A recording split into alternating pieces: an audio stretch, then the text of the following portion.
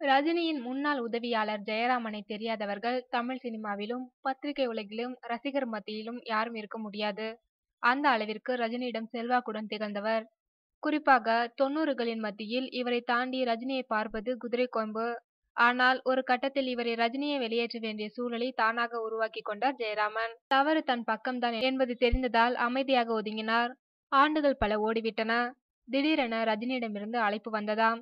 தனது பணியாளர்களுக்கும் உதவியாளர்களுக்கும் ரஜினி தன் சொந்த நிலத்தை எழுதி அதில் பல லட்சம் மதிப்பில் வீடுகள் கட்டி கொடுத்தார். அதில் ஒரு வீட்டை இதே ஜெயராமனுக்கும் எழுதி கொடுத்த போது திக்குமுக்காடி போய் நின்றாராம் ஜெயராமன். அந்த ஜெயராமன் தான் தற்போது ஒரு படம் தயாரித்துள்ளார். படத்திற்கு தலைப்பு கிருமி. இந்த படத்தை தொடங்கும் முன் போயஸ் தோட்டத்திற்கு போய் ரஜினியிடம் விஷயத்தை சொன்னாராம். படம் கதை குறித்தெல்லாம் கேட்ட ரஜினி மனசார வாழ்த்தி அனுப்பினாராம். இந்த படத்திற்கு தான் தற்போது இசை வெளியீட்டு விழா நடைபெற்றது. S P. Muthuraman, Kalaipuli S. Thanu, Nakkeeran Gopal, Vijay Sethupathi, Thenappan, 5 star Kathiresan, escape artist Madhan, Kaaka Muttai இயக்குனர் மணிகண்டன், சார்லி, நாயகன் கதிர், நாயகி ரேஷ்மி மேனன், இசையமைப்பாளர் கே, இயக்குனர் அனுசரன், கானா பாலா உள்ளிட்ட படக்குழுவினர் இந்த இசை வெளியீட்டில் கலந்து கொண்டனர். இப்படத்தின் இசையை எஸ்.பி. முத்துராமன் வெளியிட விஜய் சேதுபதி பெற்றுக்கொண்டார்.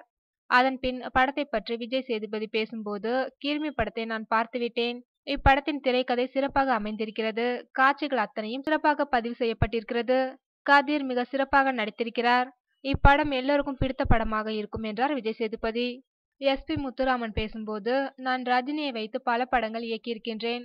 ரஜினியின் உதவியாளரான ரஜினி ஜெயராமனை பல வருடங்களாக எனக்கு தெரியும். உதவியாளராக இருந்து தற்போது தயாரிப்பாளராக வளர்ந்திருப்பது சந்தோஷம் அளிக்கிறது. இவருடன் சேர்ந்து ரஜினிக்கும் வாழ்த்துக்களை தெரிவித்துக் கொள்கிறேன் என்றார். மேலும் விழாவிற்கு வந்த அனைவரும் இப்படம் வெற்றி பெற தங்களது வாழ்த்துக்களை தெரிவித்தனர். மதயானை கூட்டம் படத்தில் நடித்த கதிர் தான் இப்படத்தின் கதாநாயகன். நாயகியாக ரேஷ்மி மேனன் நடித்திருக்கிறார். இவர்களுடன் சார்லி, வனிதா தென்னவன், யோகி பாபு, டேவிட் சாலமன், தீனா, மகேந்திரன் ஆகியோரும் நடித்திருக்கின்றனர். இப்படத்தை ஜே.பி. பிலிம் சார்பில் தயாரிக்கின்றனர்.